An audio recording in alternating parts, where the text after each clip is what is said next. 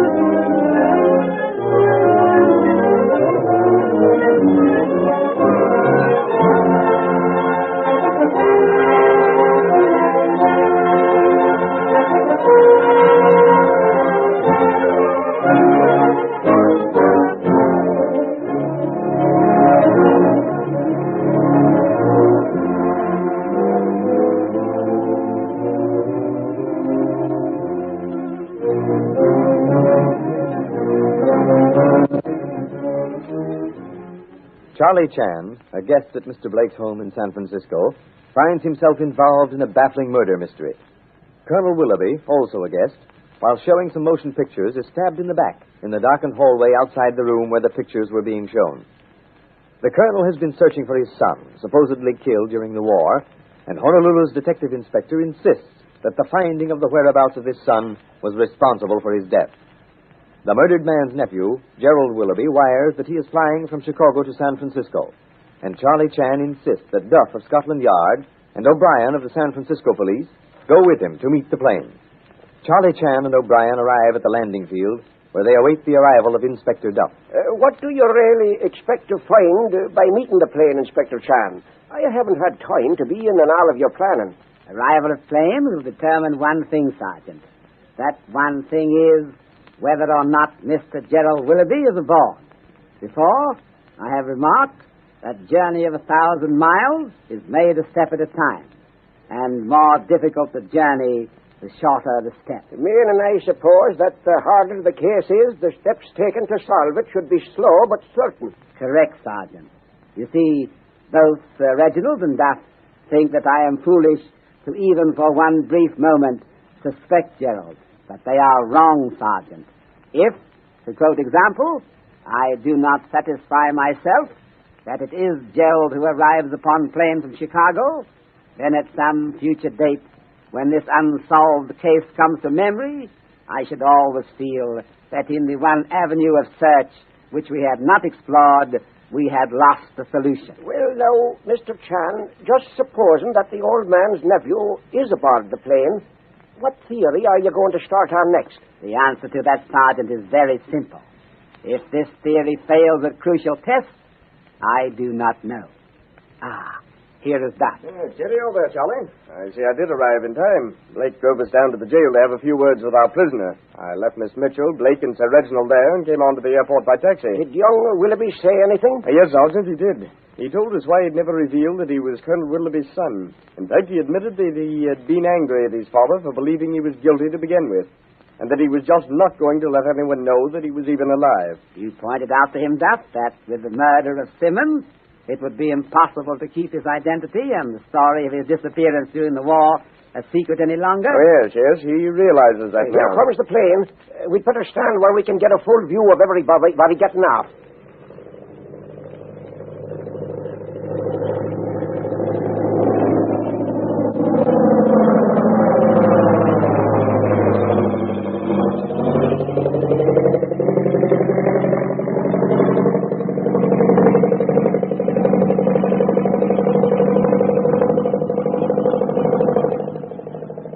Quite a few passengers alighting. Yes. Oh, and there's Gerald. The heavily built gentleman in the tweed overcoat. Yes, come on, we'll go over. Cheerio there, Gerald.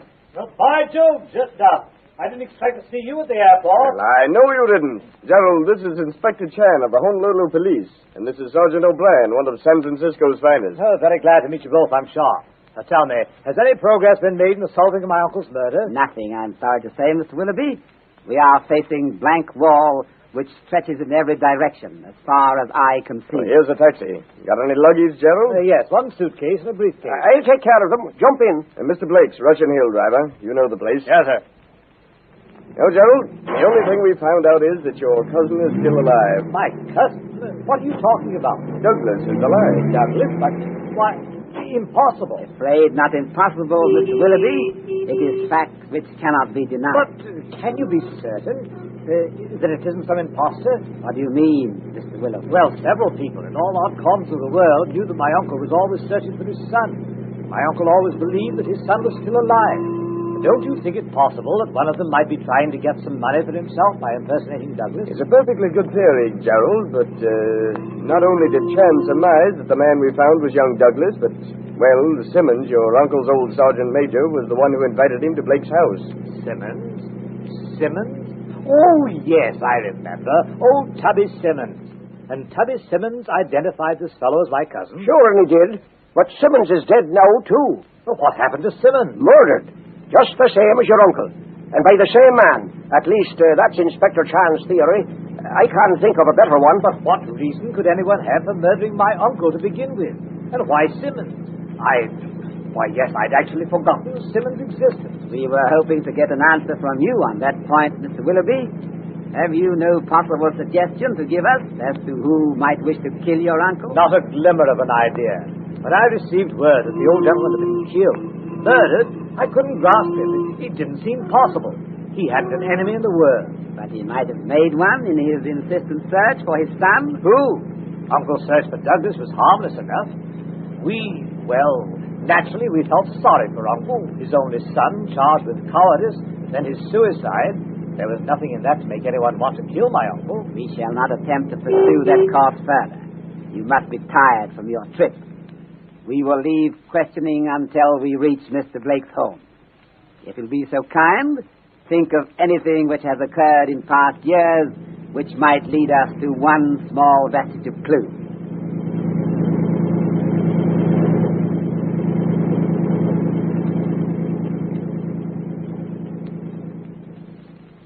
Here we are. I'll pay the taxi. This goes on the expense sheet. Oh, come now, Sergeant. That's all right, sir. Our host, Mr. Blake. Sir Reginald and Miss Evelyn returned yet? Yes, both in the library. Going over the notes on the case. Oh, hello, Gerald. Hello, Reggie. Awfully glad to see you, old man. Yes, Sorry about this. I hadn't heard any particulars. Just what Duff and Inspector Chan told me on the way over. Where did it happen? Right here, sir, at the bottom of the stairs. The murderer must have slipped into the hallway and killed your uncle. Slipped out of the house, all within 3 minutes. After all the traveling my uncle did, all his adventurous life, to come here to deliver a lecture... but you must not dwell upon that thought. But it seems so senseless, I can't help but think of it. The old gentleman, full of life, still fired with the search for Douglas, coming face to face with his murderer in this hallway. Please, Mr. Gerald. Better, I think, that we all retire to library. I have some sherry for you. It's a bit cold outside. Can't think of anything better. Miss Evelyn, this is Gerald, the Colonel's nephew. Oh, how do you do, Miss Evelyn? Miss Mitchell was your uncle's secretary. Yes, of course. I've corresponded with her, although we hadn't met. I'm very glad indeed to meet you. Mr. Chan, I have all those notes transcribed for you if you... Yes, Miss Evelyn. We shall go to work on them now. You will pardon us, I know, but Miss Evelyn and Sergeant O'Brien have some work to do with me. Oh, certainly, old chap. Dinner will be in about 45 minutes. Thank you, Mr. Blake. Anything I can do to help, Chan, just call me. Certainly. Well, Inspector? Find in your tone of voice echo in my own mind, Sergeant. We seem, after considerable thought and effort, to have arrived nowhere. I was watching you. It was a bit of a shock to see Mr. Gerald getting off that plane. It put the case on the white open list again. You feel that all your efforts have been in vain? All your deductions were wrong? All our deductions wrong? No. Sergeant, I have been blind, stupid. I deserve metaphorical dumbscap, placed on head and pressed well down over ears. What are you talking about? Door is closed, yes. There is no use appealing to Duff or Sir Reginald for help in this. They will find it hard to believe when we prove it. Miss Evelyn's remark, all our deductions wrong gave me courage. Were our deductions about young man found robbing Colonel's room wrong? No. We said he was Colonel's son. We were right. And you maintained that Simmons had seen service with the Colonel. That was also right. Precisely, Miss Evelyn. We also believed that without proper protection, Simmons' life was in danger. Despite our beliefs and our care, the murderer struck the second time, and Simmons' life was forfeit. I begin to see what you're getting at. All the deductions to date have been right, and there's no reason now to be thinking anything different. But Mr. Gerald, you suspect him, and he's been on the plane from Chicago. So we think. Logical course of thinking and drawing conclusions brings us to Mr. Gerald Willoughby as killer. Very well. We must prove it. Can I rely upon your assistance? Certainly, Mr. Chan. Well, I hate to make any blunders. Do not fear, Sergeant. We shall not blunder. Gerald is guilty party. Out of his own mouth he condemned himself. We have only to prove it. What exactly does the inspector mean? What did Gerald say that condemned him? After you've heard from your sponsor, Inspector Chan will be with us again.